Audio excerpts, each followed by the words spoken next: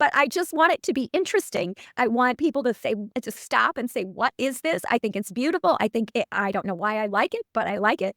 And it has energy, and consumers voted with their pocketbook, and we got massive distribution that we wouldn't have gotten otherwise. And that's how we became Angie's Boom Chicka Pop. This is the Angel Next Door podcast, where we will talk about all things angel investing. What it is, who does it, how do we find them, what does it mean to invest in an early stage company? If you have ever wondered how you can affect the change you want to see in the world, then tune in to learn more. In this episode, I'm talking with Angie Bastian, the visionary co-founder of BOOMCHICKAPOP. Angie shares the remarkable story of how she and her husband Dan started popping kettle corn in their garage to save for their kids' college fund, long before their backyard side hustle would become a powerhouse snack brand with a $250 million exit. During their conversation, we mentioned RX Bar, and for the record, Angie was right in remembering that they sold to Kellogg's for $600 million. In the episode, you'll hear the twists and turns of building a business with heart, the struggles to finance growth with credit cards and community bank loans, and Angie's unwavering commitment to clean ingredients and doing good.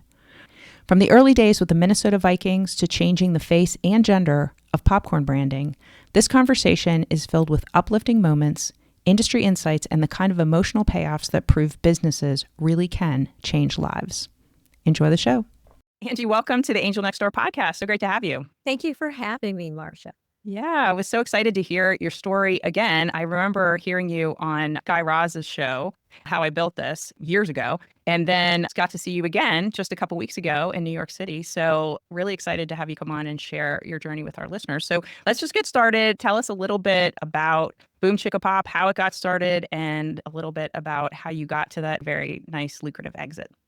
Sure, thanks. Yeah, and wasn't it fun to be in New York with all those other women? It was fun. At the Women's Business Cooperative or Collective. So it was great to meet you. Just by the way, I got your book. I read it. It's wonderful. I put it on, I told our financial advisors about it, and they put it on their book list for their team to read. Yeah, so so good. it was great. Yeah, I so appreciated a lot of the things you had to say in there, and I have seen it now from both sides. And I'll just start by saying we didn't mean, Dan, my husband and I started Angie's BOOMCHICKAPOP, which wasn't originally the name, but we started popping kettle corn in our garage in 2001 with a tent and a big kettle. And we were at farmers markets and fairs and festivals, and we drag our kids along because we wanted to put a little money away for our kids' college fund and have them work alongside of us. And we really didn't think it through that well because they were 3 and 5 at the time. So, but okay, they came along, they learned how to shake hands and make change and stuff like that. And that was our original intent. We never imagined we'd become a global brand that would sell to a strategic 16 years later.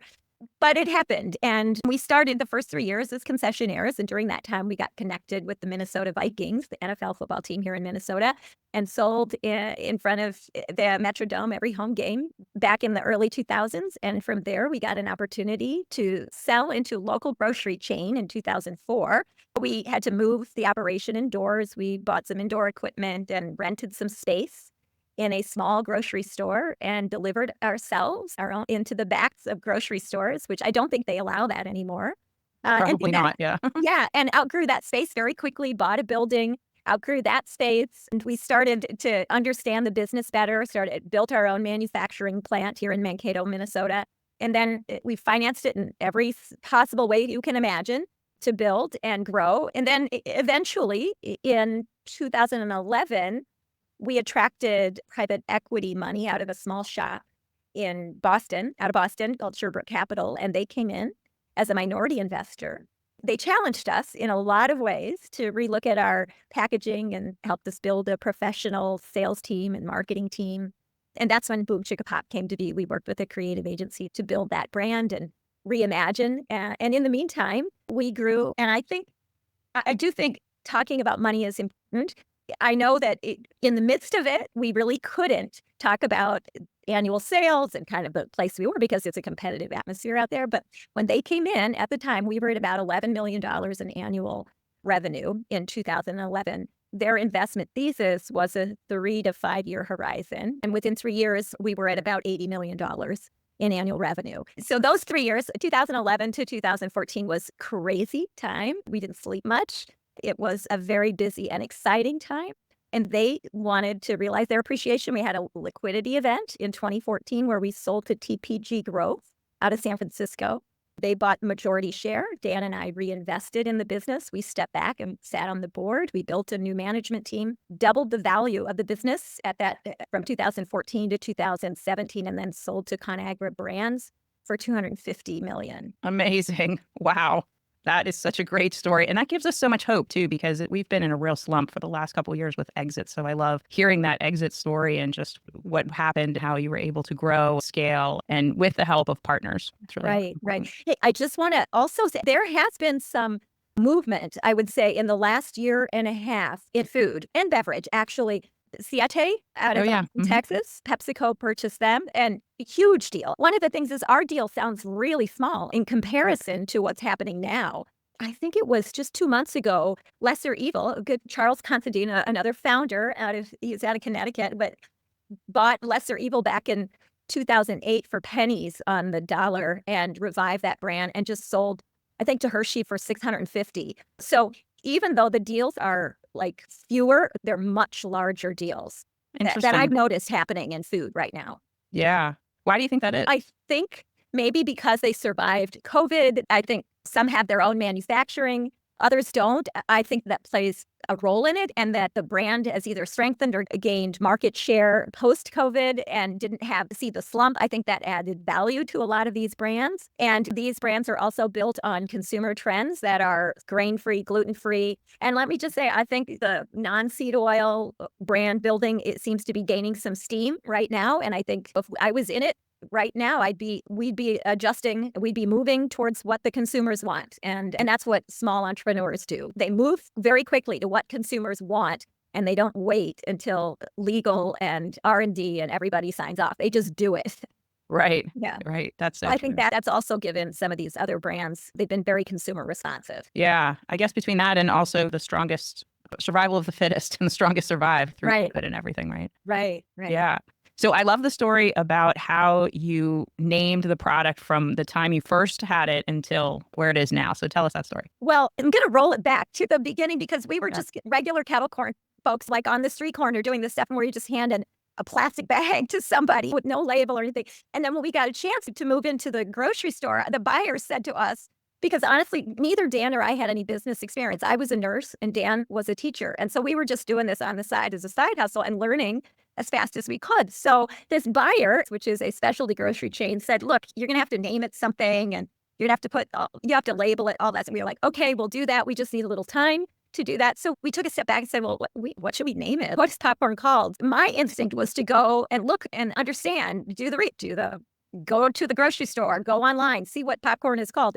What I noticed at the time was that popcorn was called Dale and Thomas, Harry and David, Cracker Jack, Orville, all men's names. And I just said to my husband, where's the women? And where's the women on the shelves? And he goes, well, let's name it your name. So that's how it became Angie's Kettle Corn in the very beginning. And so we were just sort of a descriptive, but with a little value punched in there as, okay, we're going to show up on shelf as Angie's. And we, at the time, natural and organic foods weren't necessarily an accepted value added or premium spend for consumers. Like, it's always just a little bit more expensive to do things without processing agents and all that stuff. And so consumers hadn't necessarily kind of signed on to that yet. So we all tried to look very serious in our packaging, very congruent with natural and organic. So we were very earthy looking with our first packaging, and we were descriptive. So we were Angie's Kettle Corn.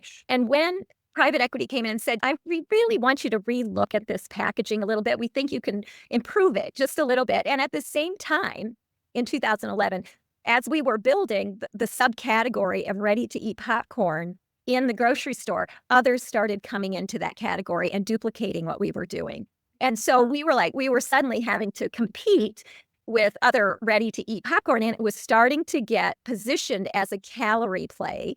And so when we looked at it, it's like, we were kettle corn. I eat regular salty popcorn too. And so we had always wanted to expand our offerings and maybe even platform our products in a way that wasn't just popcorn. And we did do some of that, but we wanted to be less descriptive and a little bit use our packaging to also do a lot of work for us because we couldn't afford to advertise. And so we went back to grocery stores. And what I noticed at the time was this transformation happening that when marketers and advertisers were designing for sort of promiscuous snacks, like here's your potato chips, here's your cups, whatever, it was all very masculine color palette, very delicious looking. When they were marketing to children, it would be playful, colorful. When they were marketing to adolescents, it would be a little irreverent, a little comedic. But when they were marketing to women, they all presumed we were on a diet. It felt to me. I began to look at trademarks in food with words that were prescriptive, like skinny and thin and stuff like that. And there were at the time 72 trademark copyrights for skinny in food. And I just got annoyed.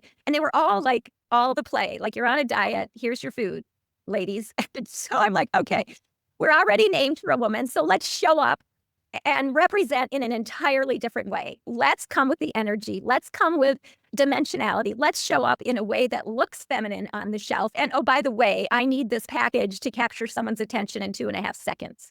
So we worked with a creative agency, and I said, and at the time we were just going to compete in the salty popcorn, not even kettle corn. And we said, we need to counteract this whole idea that women need to just be invisible or step to the side. So they came up with a BOOMCHICKAPOP for us, and we launched it in the yellow bag in May of 2012. And within 4 months, that yellow package became our #1 selling SKU in grocery. Because we weren't certain. We had many people say, oh, don't do this. BOOMCHICKAPOP is not a good word. Nobody's going to know what it is. And I said, I know, but I just want it to be interesting. I want people to stop and say, what is this? I think it's beautiful. I don't know why I like it, but I like it. And it has energy, and consumers voted with their pocketbook, and we got massive distribution that we wouldn't have gotten otherwise. That's how we became Angie's BOOMCHICKAPOP. Target actually let us test all of our old packaging, and we exchanged our old packaging 1 SKU at a time on their shelf for 2 years. So we looked like a fractured brand, but any kind of new product that we launched, we put in the new packaging. Any old product, when we had renewed new packaging, we put it in the new brand, the new packaging, and it would sell 2 and 3 times the velocity what the old packaging sold. Our answer was there. We couldn't afford focus groups, but we found a retailer that would let us test it, and we had our answer, and that's how BOOMCHICKAPOP happened. That is so interesting. This might be a dumb question, but what is the difference between kettle corn and popcorn? Yeah, so kettle corn is just sweet and salty. It's got cane sugar in it. And it's made, yeah, it's got sugar. It's that sweet, salty, and it comes from fairs and festivals and farmers markets. It comes from street food. And at the time when we bought our equipment, early 2000s, we bought it from a couple in Gig Harbor, Washington, who was building their own business, building this equipment, because there were so many kettle corn tents popping up around the country. And every kind of fall festival or street fair has kettle corn, and that's what we did. And they just do kettle corn usually. They don't do popcorn, and that's how we started. Ah, got it. So I remember you saying at one point that you were very particular about the ingredients that went into your product, because once you get into a co-packer, and there were some things that you could quote unquote get away with, because if there wasn't a certain amount in there, as long as it was super low, you could use it and not actually put it on the label. But I remember you were very specific that you absolutely didn't want to do that. That's right. Yeah. We had no experience in food production until we were doing it ourselves. And we actually didn't even understand that a lot of brands don't even make their own food. They hire co-manufacturers to do it for them. And we just didn't do that. We built our own plant. And as we were building our own plant, and we had problems to solve as we scaled, popping, thousands of batches of kettle corn, which we do 1 kettle at a time in multiple lines. It's still kettle popped. It's still done by hand.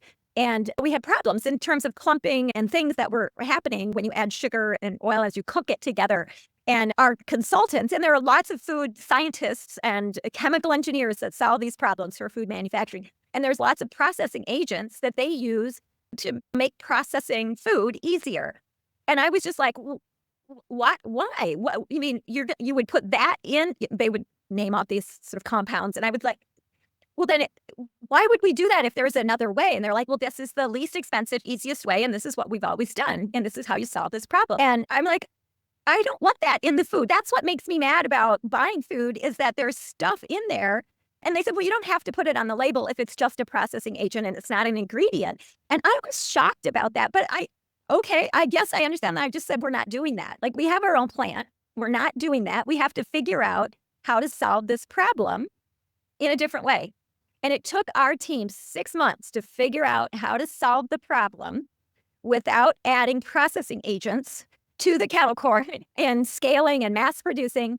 But they figured it out. And what they figured out became a trade secret for our business. And so it added value. And I knew what was in the bag was exactly what was on the label. And that was what was important to me, especially as a mom. Especially we would get calls. I will tell you this, I'm going on a little tangent now. Because we started out so small, my husband's cell phone was our business number. And that number was I know, that number was on the back of every bag until 2011. Yes, I know. We just never took it up, but he would just pick up the phone because at times they would be like customers and he would just hand it to me and say, this one's for you. Or it would be a mom that would be in front of a pallet at Costco and saying, I'm seeing your product. Are you certified gluten-free? Do you have any nuts in your facility? Is there any? And she would be talking to Angie and I'd say, oh no, I'm in the plant right now. Nope, there's nothing. And this is one of the reasons why I think it became so important, not just to me. I was like, it's important to other people too. It's important to consumers because they're looking out for their safety of their family. They're looking to understand their food better. And that's also what led us and the whole movement of entrepreneurs to like, what's in the bag on the label. Yes. And I think we weren't the only one. We were just in the wave of entrepreneurs that were moving in that direction. And it really has shifted the way the food industry operates, or in terms of what they understand the consumer's value proposition for their food. And now it's almost, if you have artificial preservatives or colors, you won't get shelf space. No new products that I know of that will get shelf space now because consumers will not accept it. They won't buy it. Yeah, I'm a huge advocate for that. Absolutely nothing with preservatives, please.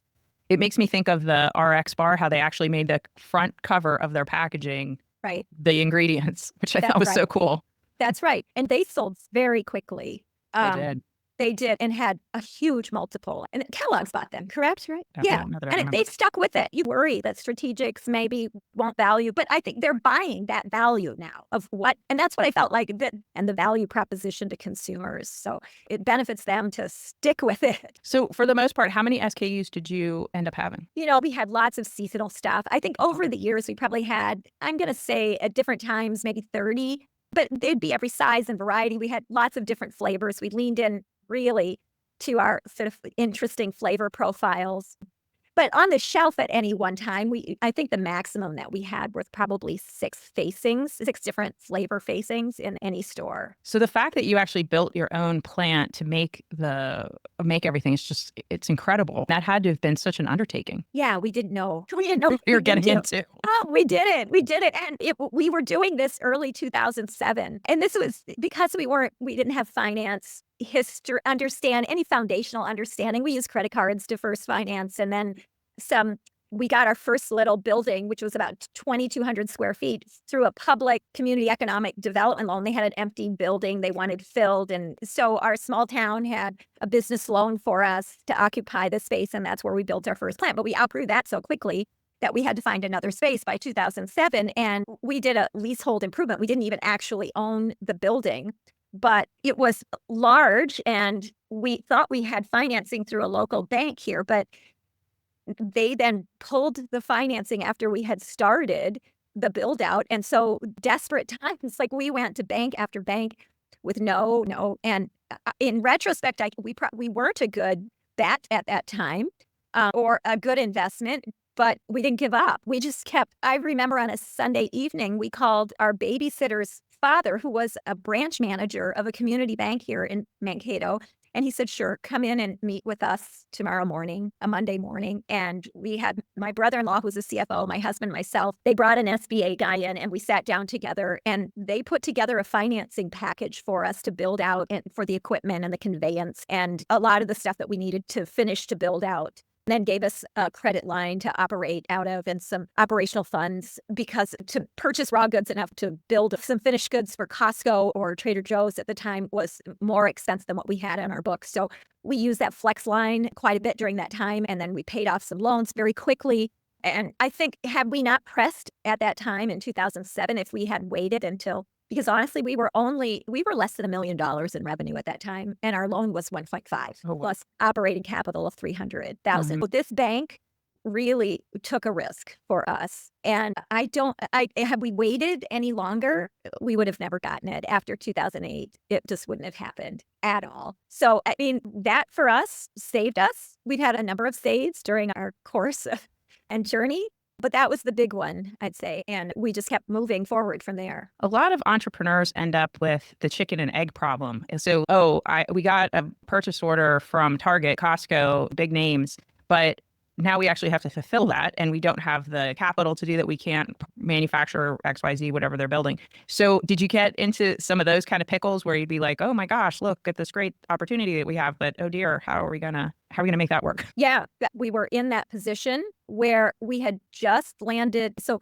I can talk about Trader Joe's now. When you're in the middle of it, you cannot talk about Trader Joe's because you're doing private label for them. And they do business with entrepreneurs that have their own manufacturing because they design packaging, they do everything. It is not your brand, but they're very good partners in terms of the volume that they purchase and their first order, which can make cash flow within. They pay with, I think they do still, but they pay within 10 days. Like, it's a good account, right? Gosh, yeah, it's it's amazing. incredible. We were at the point where we had used up all our money. We weren't sure, but we got our first order in preparation for this. We were building this plant we were working on Trader Joe's, and we got them. And then we're out of money. Like, we don't have enough money to buy the popcorn and the oil that we needed. This is where I think maybe Dan and I had very good personal credit. And he and my brother-in-law, who was our CFO, just got on the phone one night, evening, afternoon, whatever, with credit card companies to see if we could get a line of credit, like $100,000 on a credit card line. And after about 4 of them, we got a line of $100,000 off of one of the credit cards, and that's all we needed. We just got enough to start and for raw materials, and that just turned the faucet on for us. Amazing. Paid that thing off in 12 days. Oh my gosh. Right. Because the revenues were now flowing in from the Trader revenues Joe's. are flowing. Right. It's just a constant juggle. We were used to doing that from the very beginning because we purchased our first pieces of equipment, the kettle corn guy equipment, with a 0% credit card back in the 2000s. And then the next week we get another deal of, we'll save this one because if we need, when the first payment comes, Yes. we'll switch over it. That's how we financed the first year and a half of our business.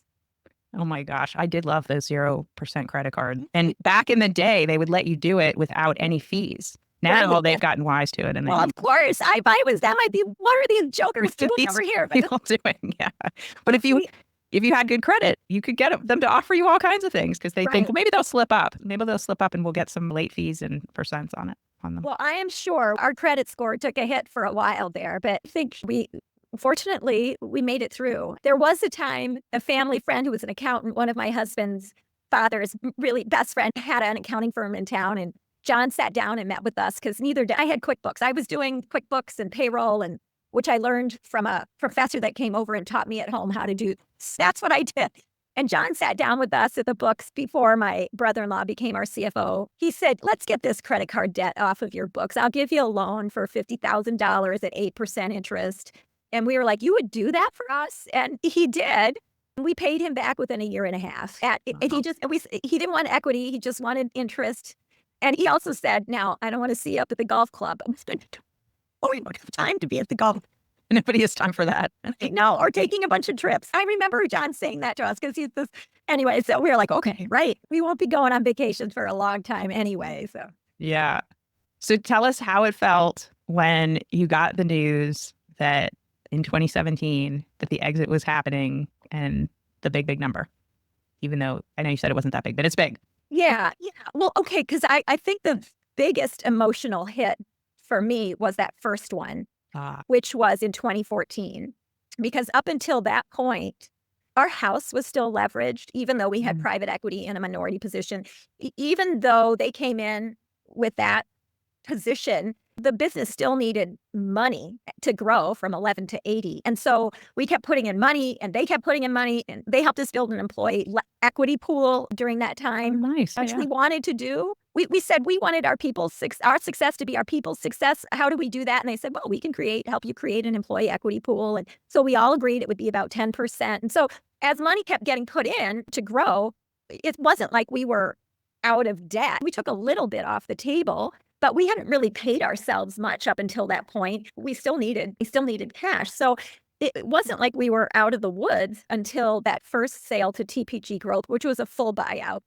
And I remember that morning, we were just to the end of the deal. Like we all had to show up in the office at 7 o'clock in the morning. And we had on the conference call, I'm going to say a dozen lawyers and accountants and God knows all these people I don't even know for sure was all on the call, but we were all around the table. And there was one thing on the balance sheet that needed to be settled. And it could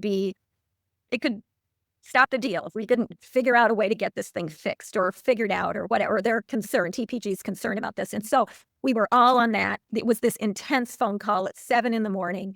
And then we all got the solution, worked out all there. Our investment bankers at the time, Piper Jaffray was there with us. It was when they were still Piper Jaffray. And Janica Lane, who was the one I represent, who also did the RX deal later. Janica helped us, and Matt at Piper helped us figure out how to solve this issue. And when on the other end, I heard John Bailey, who was with TPG Growth at the time, said, okay, I think I'm good with that. That's it. That's good. All right.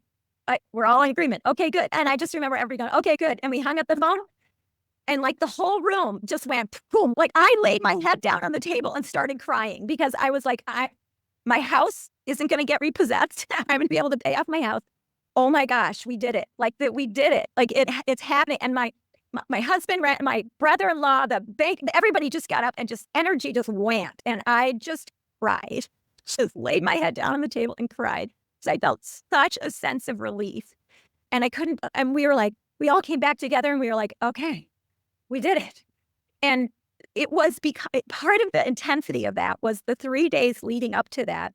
Dan and I and our management team sat with every single employee that had equity, that we had granted equity in the business, that we said, hey, this may not be worth anything when we grant it, but if we ever sell, we'll let you know. And all the paperwork. And so these 3 days before the deal was done, we met with them and said, well, we're almost at a deal. It could not happen. It might happen. We don't know. We're going to work. But if it does happen, we need your bank account. We need where we need to wire this money. And we'd push the little piece of paper across the table and say, and this is what your equity is worth.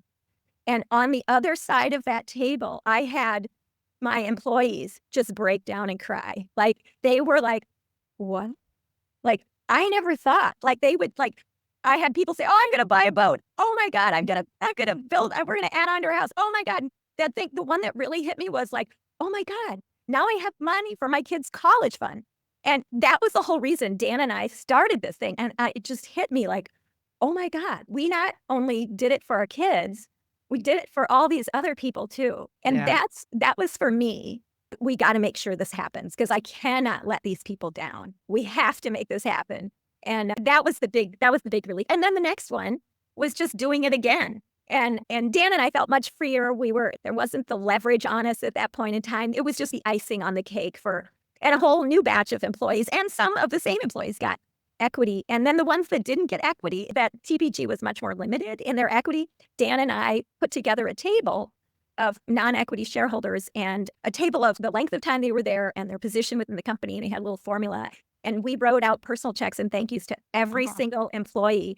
And this was and they asked us if we wanted to give them to them. We said, no, we want our leadership team to give it to and that plant just exploded with joy because these were people that were on the line. And it just gave us such pleasure to be able to do that and to have our line supervisors be able to hand someone a check that day and experience a little bit of what we got to experience. That is such a great story. So are the epitome of doing good and doing well. Yes. Oh my gosh. I have to tell you this. Okay, this was eight years ago now in 2017. Last summer, we had someone knock on our door here in Mankato. Someone we didn't really know. We invited him in and he came in. I didn't know him. He had worked for us for about 9 months at that point when we had the sale. And he sat down at the table. He was from Somalia. We had hired a lot of immigrants and a lot of them live here in Mankato and they're great in the plant. And we had all kinds of things that just keeping a plant operational is such a challenge. And they were such great employees. But he came down and he sat down and he said, I didn't know where to find you. I didn't know your address, but a friend told me, and it took me 7 years to figure out where you lived. And in Mankato, well, I don't know. He didn't speak very good English, but he said, because of that check that you gave me, I was able to bring my wife over to join me here. And right? That is like so You good. you just never know. You never know. You just never know.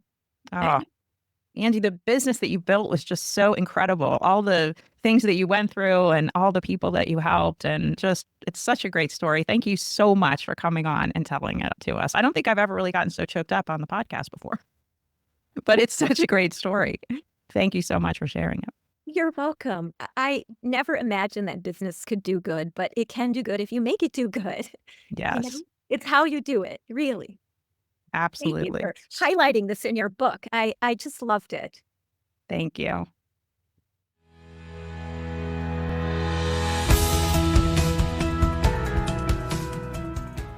Thanks for listening. To connect with me, visit my website at marciadawood.com. And please subscribe, follow, and leave a review.